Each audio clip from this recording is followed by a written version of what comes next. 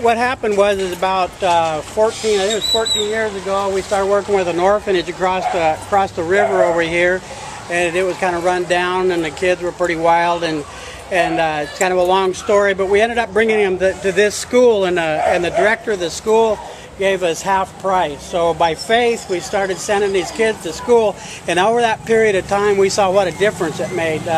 Those kids some of them are grown now, 18, 20, 22 years old.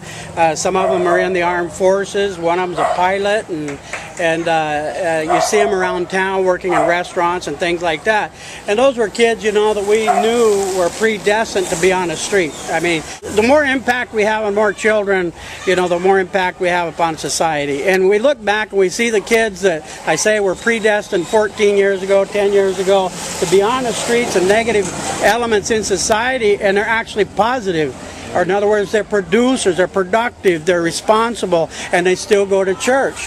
Those kids, they are all grown up, and they still recognize that church and that church family as their family and their safe haven. And so what we need to be, I think, is, friends of people of the world, but we need to be out in there and getting our hands dirty. It costs a little bit, but I'll tell you what, in the end, it's worth the investment. I really believe that.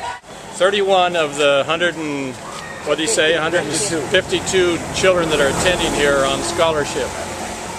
And they could, right, as they got additional scholarships, then more children from the river could attend here. Right. Okay. Thank you.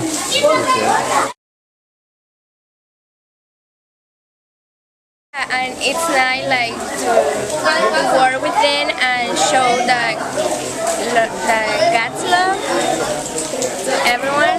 Yeah. And sometimes you are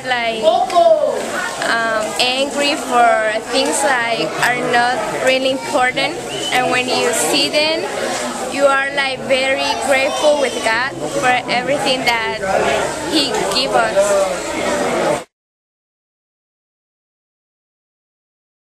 We're just starting out with kindergarten this year. We'll add first grade next year.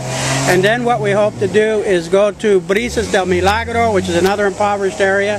And then we'll go on to Villa del Rio and just keep working our way around.